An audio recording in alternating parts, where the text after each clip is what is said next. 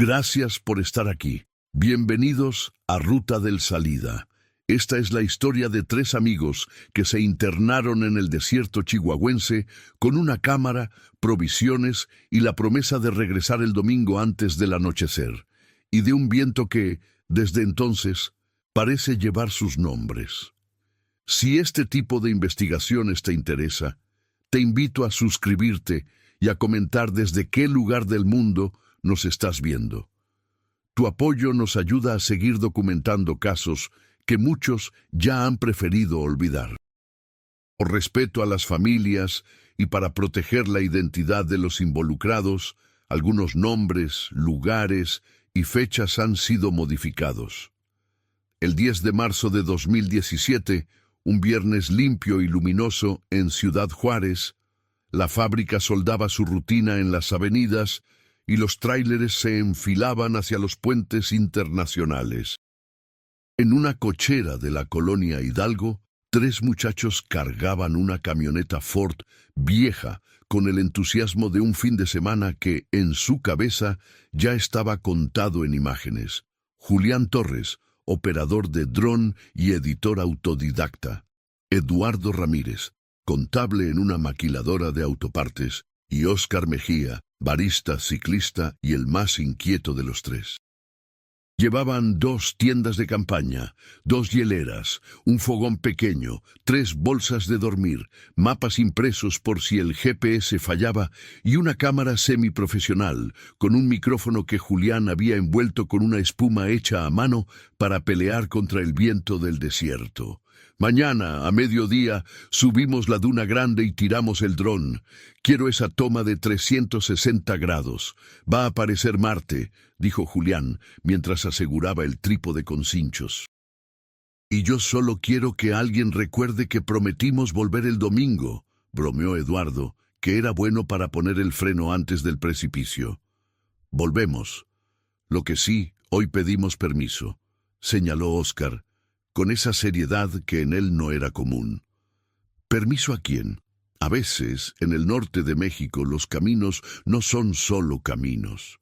En la tienda de abarrotes de la esquina, la señora que les vendió agua extra les advirtió: si van a Samalayuca, cuiden la hora, y no vayan detrás de las luces. Ellos rieron con respeto y pagaron.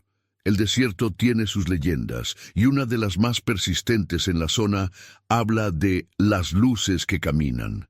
Faros, resplandores, brillos fríos que aparecen como si fueran guías nocturnas y terminan siendo trampas. Algunos dicen que son autos en pistas clandestinas, otros que son espejismos térmicos, los viejos que son almas extraviadas que buscan compañía. Del origen, nadie tiene pruebas. De las desapariciones, por desgracia, hay registros. Partieron al mediodía, atravesaron la carretera panamericana rumbo al sur, rebasaron bodegas, caseríos y estaciones de gasolina donde el polvo es un vecino que nunca se muda. La camioneta vibraba con cada kilómetro asfaltado y cada tramo de terracería que los alejaba de la ciudad. A las 3 de la tarde, con el sol en diagonal, estacionaron cerca de un camino de servicio y se internaron a pie. El plan no era adentrarse como exploradores sin retorno. Querían acampar en una zona aledaña, grabar, encender un fogón, dormir y al día siguiente filmar el amanecer sobre las dunas de Samalayuca. El primer tramo fue amable. Arena compacta, matorrales, lagartijas huyendo como destellos vivos y un viento constante que parecía peinarlo todo en una sola dirección. Julián encendió la cámara, enfocó al horizonte y dictó su bitácora. Día 1, 15:37. Viento estable. Temperatura alta, pero tolerable. Vista despejada. Óscar levantó el trípode. Eduardo colocó pequeñas banderitas naranjas cerca de la camioneta y a lo largo del camino, un rastro que pensó más para tranquilizarse a sí mismo que por verdadera necesidad técnica. Al caer el sol, las dunas se estiraron como lomos de animales gigantes dormidos. El desierto chihuahuense tiene esa cualidad. parece que respira. El cambio térmico, el color que del beige pasa al ocre y se tiñe de violeta, las sombras que se alargan como dedos. Instalaron el campamento en un bajo entre dos médanos, lo suficiente para cortar el viento. Julián montó el micrófono y grabó el silencio. No era un silencio total, era una suma de banquetas vacías, de una ciudad demasiado lejana para oírse, del rumor del viento golpeando la superficie de la arena como si fuera agua. ¿Ya escucharon?, preguntó Óscar inmóvil. ¿El qué?, respondió Eduardo. Cuando el viento cambia, parece que alguien silba, como si te llamaran por tu nombre. Fue un comentario leve, una ocurrencia más. Lo olvidaron cuando abrieron las latas, cuando prendieron el fogón y tostaron tortillas. Hicieron bromas, recordaron anécdotas de la preparatoria. Hablaron de cómo el trabajo en la maquila, las cuotas y los horarios, a veces te prestan la vida solo a plazos. La ciudad estaba lejos, pero presente. Los turnos de noche, el polvo que se pega a las ventanas, la televisión baja en la casa de los padres. Ese viaje era un recorte de libertad. A medianoche, las estrellas parecían un toldo nuevo. Julián dejó grabando la cámara con el ISO lo más bajo posible, buscando captar el firmamento como espejo. El viento subió un tono y cambió de dirección. Primero llegó un murmullo, luego un zumbido, y por fin un brillo. No era una estrella fugaz ni el faro de un coche perdido, era un punto que se movía con calma, a la distancia, deslizándose sobre las dunas como si no tocara el suelo. Después apareció otro y otro más, hasta ser 3, en formación floja, como si se esperaran entre sí. «Deben ser motos o cuatrimotos», dijo Eduardo, apretando la linterna. «No oigo motores», respondió Julián, intentando enfocar. «No les hagamos señales», propuso Óscar. «Mejor apaguemos y nos quedamos quietos». Apagaron la lámpara. Solo el piloto rojo de la cámara quedó titilando como un corazón. Los puntos se detuvieron por un segundo y, en contra de toda lógica, parecieron responder, devolviendo una especie de parpadeo. Uno se acercó un poco, luego retrocedió, como si tanteara. El viento sopló una ráfaga más fría y trajo un sonido que, grabado después, sería difícil de describir. No era voz, no era motor, no era animal.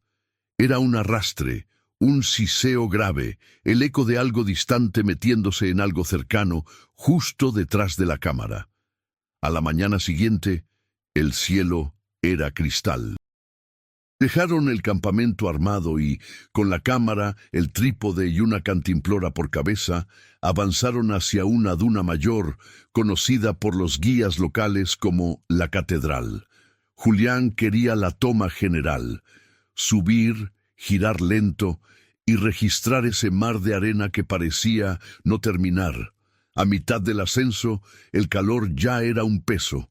La arena se colaba por las botas, por la ropa, por los pensamientos.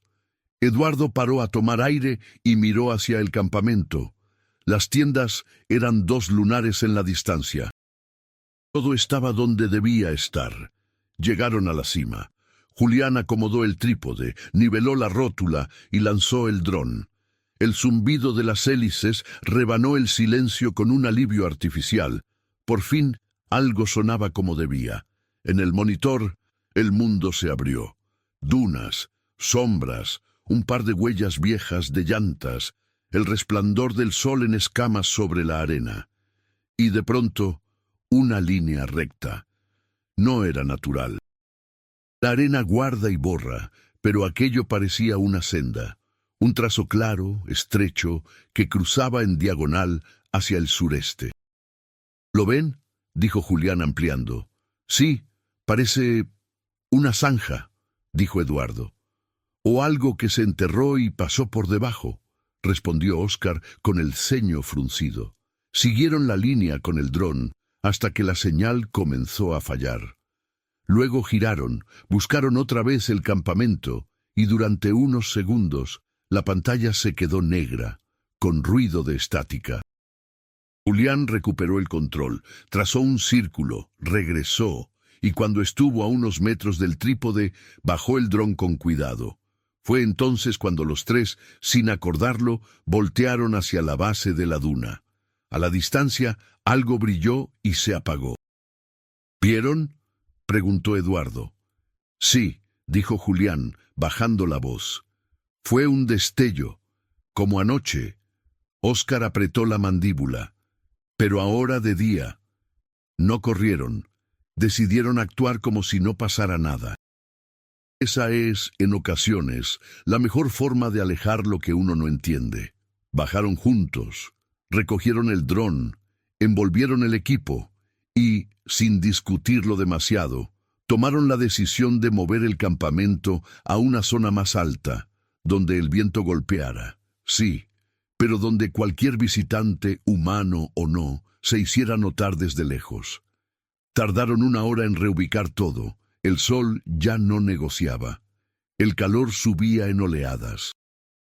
Bebieron agua con sorbos lentos, anotaron en la bitácora un par de coordenadas, y para bajar la tensión, Julio propuso grabar entrevistas cortas. ¿Por qué venimos? ¿A qué le tenemos miedo? ¿Qué esperamos encontrar? Yo vine para recordar que afuera del trabajo hay mundo, dijo Eduardo, mirando de reojo la cámara. Yo vine para filmar algo que no se ve todos los días, añadió Julián. Yo vine para escuchar, concluyó Óscar, mirando hacia las dunas. Porque aquí el silencio tiene forma. Y porque mi abuelo decía que el desierto habla. La tarde trajo un viento distinto, más espeso, como si hubiera polvo suspendido a unos metros del suelo. En el horizonte, hacia el sureste, apareció una sombra geométrica. No duna, no cerro, algo recto, bajo, alargado. Julián ajustó el zoom y alcanzó a distinguir muros colapsados, postes rotos, un par de techos caídos, ruinas. En el mapa, ese punto no estaba marcado como atractivo ni como riesgo, solo como instalación fuera de servicio. Decidieron ir antes de que cayera el sol y volver con luz. La caminata, con equipo ligero, sería de 40 minutos. Julián dejó la cámara grande grabando en el campamento con objetivo gran angular para tener un time-lapse del atardecer y, sin saberlo, para registrar algo más. Lo que encontraron en las ruinas eran restos de concreto y láminas, una estación olvidada de algún proyecto viejo. Quizá una bomba de agua, quizá un puesto de vigilancia, quizá algo que operó cuando la región se pensó distinta. Entre los restos había señales de visitas recientes, huellas superficiales, colillas, empaques. Se movieron con cautela. Nadie quería un encuentro incómodo. No nos separemos, dijo Eduardo. 5 minutos y vámonos, aceptó Julián. Escuchen, pidió Óscar. Del lado opuesto de la ruina, donde las losas caídas formaban un pequeño túnel de sombra, se filtraba un chirrido intermitente, metálico, como si algo golpeara un tubo con el vaivén del viento. Y, mezclado con ese chirrido, un murmullo. No era frase, no era idioma, era un ajuste, un ruido que a la mente le gusta convertir en sílabas. Julián asomó la linterna. La luz rebotó en vidrio. Era una cabina rota con un panel, palancas, medidores oxidados, una paleta de control. Y al fondo, un mapa plastificado de la zona con líneas y marcas fluorescentes descoloridas por el tiempo. Alguien había trazado rutas a mano con plumón verde. Una de esas rutas, fina, casi infantil, coincidía con la línea recta que el dron había captado desde el aire. No me gusta esto, dijo Eduardo, seco. Tómale foto y nos vamos, respondió Julián, intentando que no se le notara el temblor en los dedos. Regresaron antes del anochecer, ahora sí, con prisa. La arena, al ser bajada, se convierte en líquido grueso. El viento les devolvía su propio sudor a la cara. Cuando coronaron la última duna y por fin vieron la silueta de las tiendas, Algo no estaba bien. El trípode seguía de pie, la cámara aún grabando, pero la lona lateral de una tienda ondeaba como si alguien la hubiera tomado hace un instante y la hubiera soltado al verlos. No había huellas claras. La arena había sido peinada por el viento.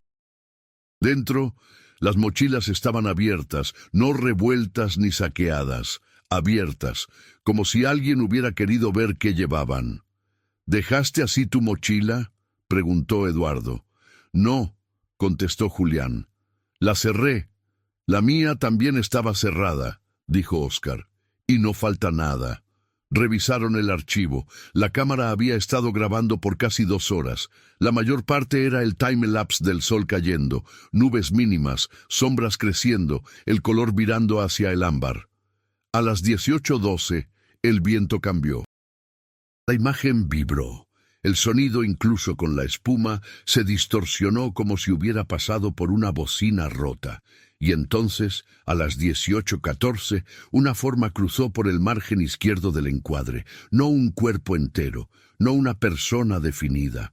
Un corte, una interrupción de luz con borde limpio, como si una puerta invisible se hubiera abierto y cerrado muy rápido. A las 18:15, el zumbido. Y a las 18:16, un susurro. En 3 segundos, una frase descompuesta, difícil de entender, como dichas desde dentro de una tubería. Julián retrocedió, aumentó el volumen, limpió el ruido con el pequeño ecualizador de la cámara. 3 voces, o la misma voz, en 3 capas. De fondo, el chirrido metálico que habían oído en las ruinas. Y luego, algo que sí reconocieron, sus nombres.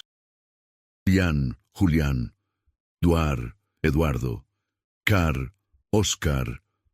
Se quedaron muy quietos. Es fácil decir que en un momento así, uno corre o grita. La verdad es que cuando la realidad se desajusta, el cuerpo se queda en modo de espera. Eduardo fue el primero en reaccionar. Cerró su mochila, tomó su cantimplora y dijo, con una calma que le salió de quién sabe dónde: «Nos vamos ya». Bajamos, subimos a la camioneta y dormimos allá. Si no, dejamos todo y mañana regresamos con luz. Julián y Óscar asintieron. Guardaron la cámara, tomaron lo indispensable, apagaron el fogón. Dejaron las tiendas ancladas para señalizar el sitio y emprendieron el regreso hacia la camioneta con la última luz. El viento, mientras bajaban, pareció acompañar un ritmo, como si respirara en su nuca. Y entonces, cuando la franja naranja del oeste era apenas un hilo, a su derecha, sobre una duna baja, se encendió una luz. Luego otra. No eran altas, no estaban pegadas al suelo. Flotaban a la altura de un pecho humano, temblando con un pulso que no coincidía con el viento. «No corran», dijo Óscar con los dientes apretados. «No corran», repitió Eduardo, como si al decirlo se lo ordenara a sí mismo. «No corran», confirmó Julián, aunque sus piernas ya querían. Las luces lo siguieron a distancia, sin acercarse más de 20 metros. Si ellos aceleraban, el brillo se aceleraba. Si paraban, el brillo flotaba. Así llegaron al borde del camino de terracería. La camioneta estaba allí. El motor no estaba encendido, claro. Eso pasaría 2 días después, cuando la patrulla la encontrara. Pero las llaves estaban donde debían estar, subieron, encendieron.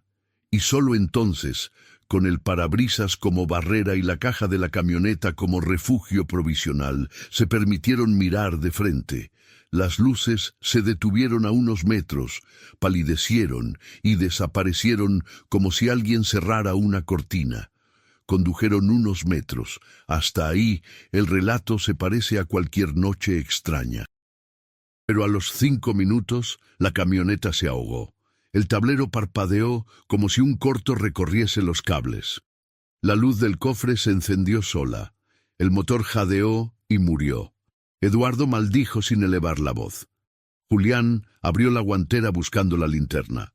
Óscar escuchó, no arriba, no detrás, sino debajo.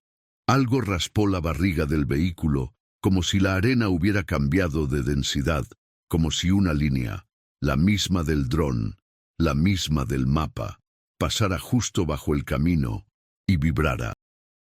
«Bajen», pidió Julián. «No enciendas las luces altas», añadió Eduardo. «Escuchen», dijo Óscar. El sonido, por primera vez, se reconoció como palabra nítida. No eran sus nombres. Era una pregunta, cortada, torpe, como aprendida hace mucho y repetida a la fuerza. «¿Permiso?» No supieron si era una burla del viento, si el recuerdo de la señora de la tienda los estaba alcanzando, si un grupo de personas los tanteaba en la oscuridad. No supieron nada. Lo único cierto es que, cuando Eduardo giró la llave de nuevo, el motor volvió a la vida, como si alguien hubiera quitado el dedo de un interruptor. Condujeron sin mirar por el retrovisor. Regresaron al camino grande. Vieron el brillo de la gasolinera más próxima como si fuera un faro salvador. A las 21:42 estacionaron junto a la tienda. Compraron café, compraron más agua. Nadie habló durante minutos. La empleada, una mujer de unos 40, con cabello recogido y manos de quien ha visto de todo, los miró con una mezcla de curiosidad y prudencia. «Si van a volver, vuelvan de día», dijo, sin ánimo de meterse. «A veces, ahí adentro, el viento piensa que todo es suyo». Esa noche durmieron en la camioneta en el estacionamiento.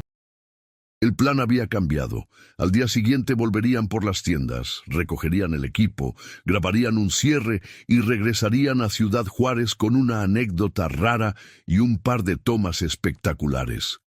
Nadie habló de no volver. Nadie habló de dejarlo así. Porque a veces el orgullo y a veces el deseo de que las cosas tengan una explicación empuja a los hombres al lugar que los nombró. Amaneció limpio otra vez. La camioneta respondió al primer giro. El café sabía a decisión. Con el sol aún bajo, tomaron el camino de terracería y al cabo de 20 minutos encontraron las banderitas naranjas que Eduardo había clavado la tarde anterior. Estaban en su sitio. Todo parecía normal, hasta que coronaron la duna donde el campamento debía recortarse como dos triángulos azules. Allí no había nada, ni la lona, ni las piquetas, ni el trípode, nada. Solo arena lisa, recién peinada, y a unos pasos, 3 huellas separadas, profundas, que se internaban hacia la línea recta que el dron había registrado. El viento entonces cambió otra vez, y, desde algún punto indescifrable, volvió el sonido del metal golpeando un tubo, intermitente, paciente, como un metrónomo que contara no los segundos, sino los pasos que faltaban para llegar a la siguiente duna. El desierto, cuando amanece, no despierta, solo cambia de tono. El sol no calienta de inmediato. Primero desangra el azul del cielo hasta dejarlo blanco, y la arena, que parecía dormida, empieza a brillar como si alguien la hubiera pulido durante la noche. En esa luz excesiva, Julián, Eduardo y Óscar volvieron al punto donde un día antes las tiendas ondeaban, pero no había nada, no había huellas de arrastre, no había estacas partidas, no había rastros de viento irregular que explicaran el orden limpio de aquel vacío. Solo 3 huellas profundas que seguían una línea perfecta hacia el sureste, hacia la misma dirección de la línea captada por el dron, hacia las ruinas donde el metal golpeaba como un reloj torcido. Eduardo bajó primero de la camioneta. Julián revisó el GPS de su celular. La señal era débil, como si algo absorbiera la red.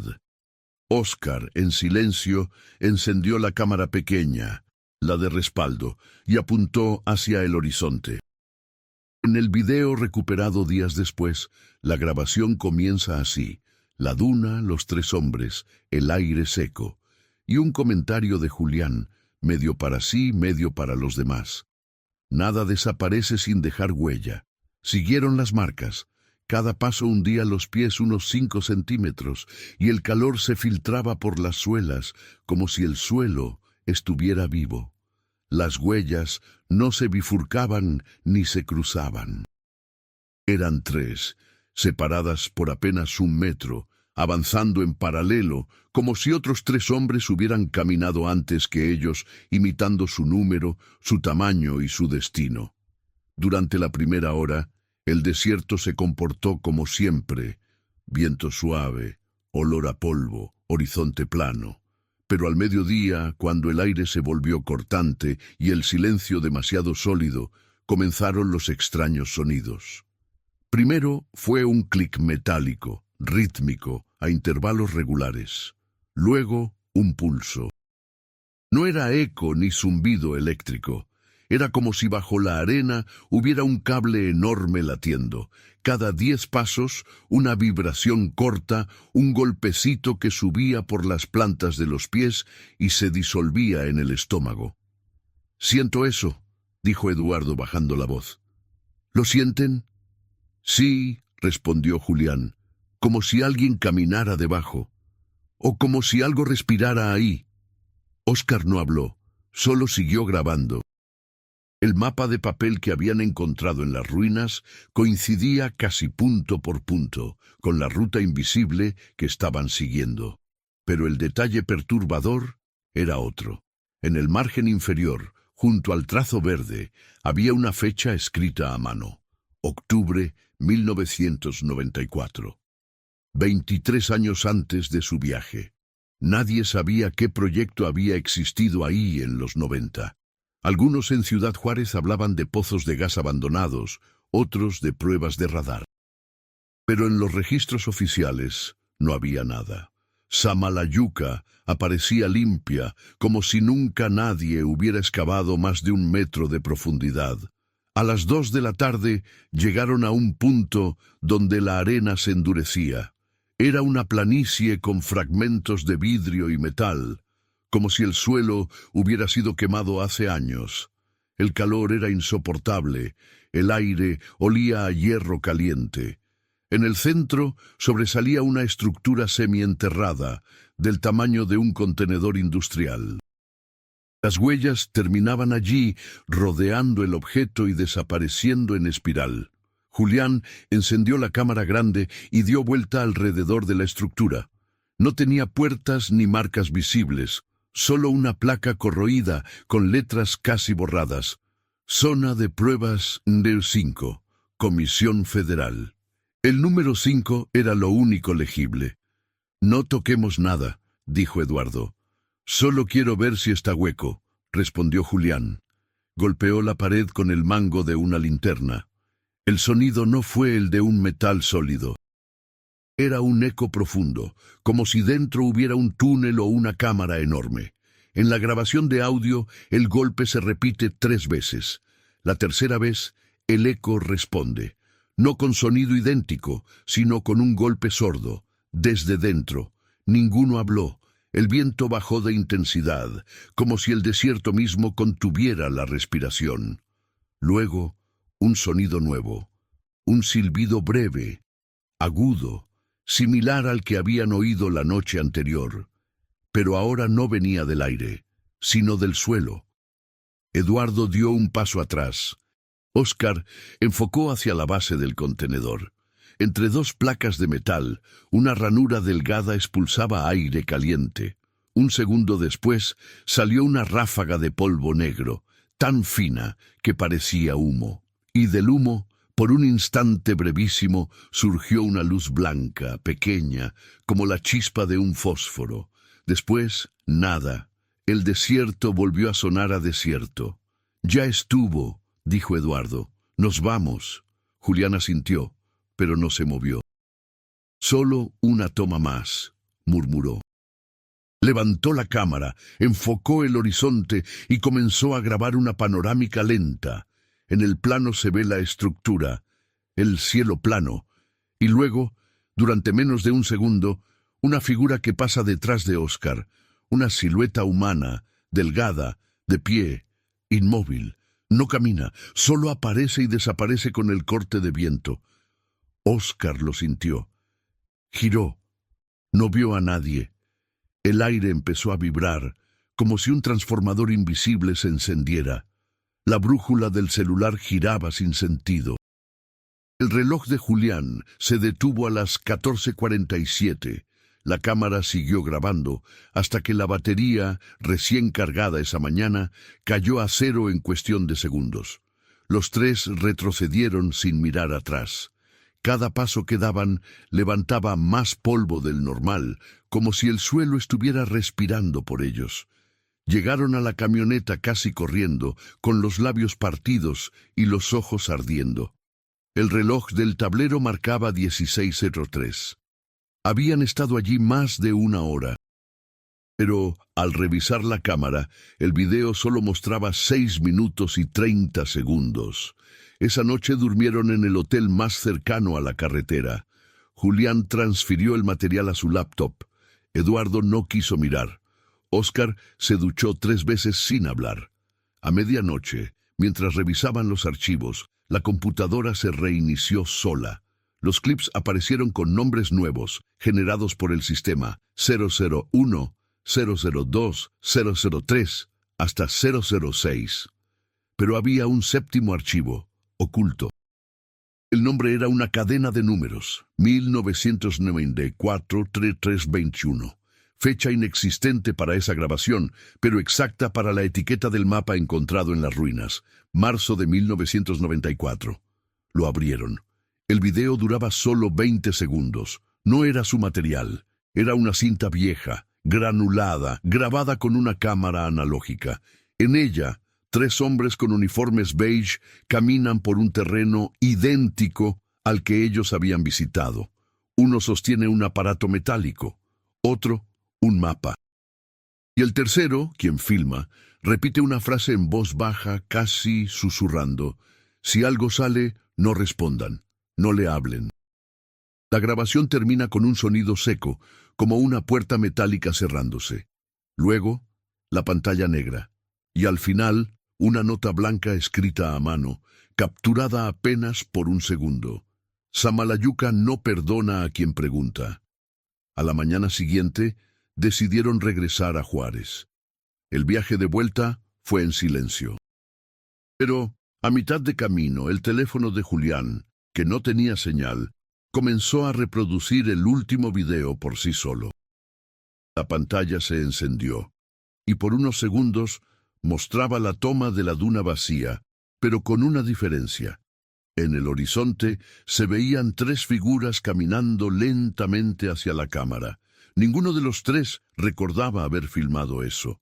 Ninguno de los 3 se reconocía en esas siluetas. Apagaron el teléfono. Nunca hablaron de nuevo del tema. 2 días después, la patrulla estatal encontró la camioneta con el motor encendido y las puertas abiertas a un costado de la carretera de Samalayuca. Dentro, las mochilas, los teléfonos, las botellas de agua y la cámara grande, derretida por el calor. En el archivo recuperado por los peritos solo quedaba un fragmento de audio. 14 segundos, soplido, ruido de viento, y al final, una voz femenina, grave, sin emoción, que dice en español antiguo, no tenían permiso. El caso fue reportado oficialmente el 13 de marzo de 2017. El expediente lleva el número 217 Sama 32. La búsqueda aérea duró 12 días. No se encontraron restos humanos ni rastros mecánicos. La arena cubrió las marcas. La estructura metálica jamás fue ubicada por las autoridades. En los registros satelitales el lugar aparece vacío, pero hay algo que aún no encaja. Los expertos que analizaron la grabación notaron que, en los últimos fotogramas, cuando el viento levanta polvo frente al lente, se forma una secuencia de sombras que parecen letras. Se alcanzan a leer 3 palabras. Siguen aquí abajo. Y desde entonces, los trabajadores del gasoducto, los pocos que se atreven a pasar por esa zona de Samalayuca, aseguran que en las noches más calmas, cuando no hay luna y el viento sopla hacia el norte, se escuchan tres voces mezcladas en el aire, como si el desierto hablara con eco humano. Una dice Julián, otra dice Eduardo, y la tercera, con un hilo apenas audible, responde Óscar. La historia que estás a punto de escuchar es el registro más completo, y también el más inquietante, sobre la desaparición de Julián Torres, Eduardo Ramírez y Óscar Mejía.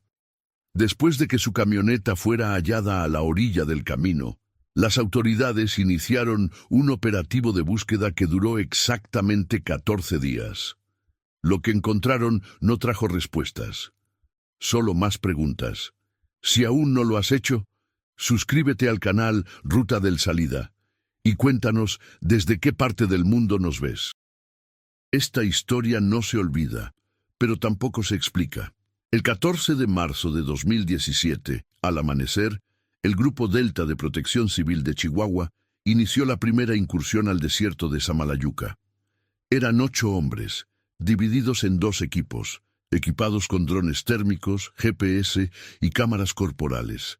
El objetivo, localizar a los 3 excursionistas desaparecidos. El operativo comenzó en la zona donde había aparecido la camioneta. Los primeros kilómetros fueron rutinarios, arena compacta, dunas bajas, calor temprano. Pero a las 09:43, la radio del líder del equipo, Capitán Rivas, registró interferencia. Un sonido de fondo, un zumbido constante, como si alguien soplara dentro del micrófono, se mezclaba con una voz que ninguno reconoció. Solo 3 palabras, repetidas una y otra vez. Por abajo, por abajo. Pensaron que era una falla. Pero el sonido se mantuvo en la frecuencia durante toda la jornada, aun cuando apagaron los equipos. A las 11:17, el dron del subteniente Aranda detectó una anomalía térmica en el suelo, a unos 800 metros al sureste del punto de hallazgo. Una zona rectangular, con temperatura más alta que el entorno, como si algo latiera bajo la arena. El equipo avanzó hasta el lugar y encontró lo que más tarde sería descrito como una depresión artificial. Un hueco de casi 1 metro de profundidad, de bordes rectos, y al fondo, una estructura metálica cubierta parcialmente por sedimentos. Una de las paredes tenía una abertura irregular, lo suficientemente grande para que un hombre pudiera descender. La cámara corporal del capitán Rivas grabó el momento exacto en que se acercaron. Registro de campo. Coordenadas 31-34 NN. 106-25 O. Estructura parcialmente enterrada. Posible resto industrial. Procedemos con precaución. El video muestra a los hombres retirando arena con palas pequeñas. A medida que excavaban, el aire se volvía más denso. Algunos reportaron mareo, otros náusea. Uno de ellos, el técnico Delgado, comentó que sentía vibraciones bajo los pies, idénticas a las que los 3 camperos habían descrito en su bitácora. El capitán ordenó colocar sensores y medir la temperatura. 47 degrees en superficie, 65 degrees en la cavidad. Demasiado para ser un simple metal oxidado. A las 12:04, Aranda encendió la cámara infrarroja. En el interior del hueco apareció una figura luminosa del tamaño de una persona inmóvil. Pensaron que era un error del sensor, pero cuando bajaron el brillo, la forma seguía allí. No tenía rostro, solo un contorno blanco, humano, suspendido. 5 minutos después, el dron perdió señal. En el video se escucha cómo uno de los hombres dice en voz baja, «Ahí está, mirándonos». Luego, silencio. Y la imagen se corta. A las 14:22, el equipo Alfa, la segunda cuadrilla que cubría el flanco oeste, detectó 3 huellas frescas en la arena, idénticas en tamaño y dirección a las encontradas el día anterior. Parecían recientes. Sin embargo, el viento había estado soplando constantemente desde la madrugada. Era imposible que permanecieran intactas tanto tiempo. Siguieron las marcas por casi 1 kilómetro hasta llegar a una pequeña hondonada, donde encontraron restos de plástico fundido, fragmentos de cámara y una pieza de lente derretido. El análisis posterior confirmó que pertenecían a la cámara de Julián Torres. Junto a los fragmentos, medio enterrada, había una tarjeta SD parcialmente quemada. La abrieron con cuidado. El contenido se descargó días después y el archivo principal, etiquetado Final MOV, mostraba los últimos 19 minutos de grabación antes de su desaparición. En el video se ve a Julián sosteniendo la cámara con la mano derecha, la respiración entrecortada y la voz de Eduardo diciendo: «Ya falta poco, no mires atrás». Luego el lente se mueve bruscamente. Aparecen luces blancas flotando a pocos metros, avanzando con ellos. No hay desierto, no hay horizonte, solo luz y sombra. El sonido es un viento sostenido, constante. Y en los últimos segundos, una imagen fija, un túnel de arena vertical descendiendo hacia la oscuridad, y una voz susurrando muy cerca del micrófono: «Permiso concedido». El video termina con un destello blanco. El archivo fue analizado por peritos de la Fiscalía y por el Instituto Nacional de Antropología e Historia para descartar manipulación. Ninguna alteración digital. Las luces y los sonidos no correspondían a fuentes conocidas. Los expertos concluyeron que el material era auténtico. Aún así, el caso se cerró sin resultados el 28 de marzo de 2017. El informe oficial fue breve. Desaparición no esclarecida. Búsqueda suspendida por falta de evidencia humana. Pero la historia no terminó ahí. 3 meses después, 2 de los rescatistas, el técnico Delgado y el subteniente Aranda, pidieron traslado fuera de Chihuahua. Ambos declararon sufrir pesadillas recurrentes con arena, luces y voces subterráneas.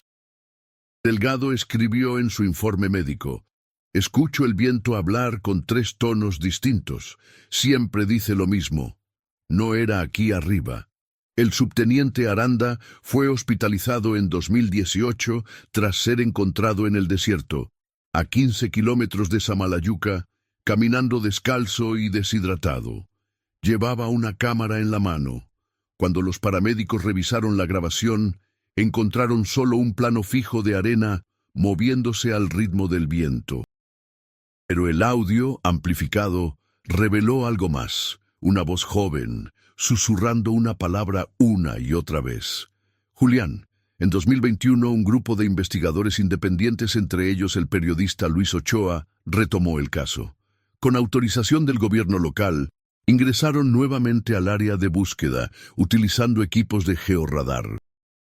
El 19 de abril detectaron una anomalía subterránea a 2,7 metros de profundidad, una cavidad rectangular, metálica, similar a la estructura descrita en los reportes de 2017. Excavaron con maquinaria ligera, encontraron restos de cableado, una placa corroída con símbolos extraños y un panel grabado con letras mayúsculas. Proyecto SAM 5. No excavar sin autorización. Dentro, el aire olía a azufre y polvo viejo. Había una escalera descendente y un túnel cubierto de arena petrificada. Los investigadores bajaron con cámaras GoPro sujetas al pecho. La grabación, recuperada parcialmente, muestra el interior de un pasillo angosto de concreto. En las paredes, inscripciones en aerosol con nombres y fechas. Soto 94, Marina 94, Chacón 95 y al final un letrero pintado con spray rojo: cierre total, no volver. El túnel terminaba en una puerta metálica. Sobre ella, grabado con algo punzante, se leía: permiso denegado. Al tocar la superficie, los micrófonos captaron un sonido hueco, profundo, y detrás algo golpeó 3 veces desde el otro lado. El video se corta en ese punto. Semanas después, el periodista Ochoa publicó un reportaje en línea. Mostraba imágenes aéreas, mapas, fragmentos del archivo original y extractos de las grabaciones del equipo de rescate. El artículo terminaba con una pregunta abierta. ¿Y si los tres amigos nunca salieron del desierto? Porque el desierto nunca los dejó salir. La publicación fue eliminada 48 horas después, sin explicación. Ochoa desapareció de la vida pública, su cuenta de correo fue desactivada. Solo un archivo se conservó en una copia de seguridad, una fotografía pixelada tomada desde un dron, donde se distinguen tres figuras caminando sobre la arena muy juntas, en dirección contraria al sol. Sus sombras, sin embargo, no apuntan hacia el mismo lado. Año 2025. Han pasado 8 años desde aquel marzo sin retorno. La zona donde acamparon Julián, Eduardo y Óscar fue declarada fuera de acceso público por la Secretaría de Medio Ambiente, oficialmente por riesgos geológicos y presencia de gases naturales. Pero los habitantes de los pueblos cercanos, Samalayuca, Lomas de Arena y San Isidro, siguen contando otra versión. Dicen que en las noches más claras, cuando el viento baja del norte y las dunas parecen moverse como olas, se ven tres luces recorrer el horizonte. Van una detrás de otra, en línea recta. Y si alguien se atreve a gritar sus nombres, las luces se detienen, como si escucharan. Los pastores aseguran que a veces el viento trae voces humanas. No piden ayuda, no lloran. Solo repiten una frase, susurrada entre los médanos. Ya pedimos permiso. Nadie sabe si esas voces pertenecen a los tres amigos o si el desierto simplemente aprendió sus nombres. Porque en Samalayuca, dicen los viejos, nada desaparece, solo se transforma en arena. Gracias por llegar hasta aquí. Si esta historia te estremeció, suscríbete a Ruta del Salida. Deja tu comentario y comparte este caso para que nunca se olvide lo que ocurrió en el desierto de Chihuahua. Recuerda, hay lugares donde el viento guarda secretos, y cada grano de arena es una voz que alguna vez pidió regresar.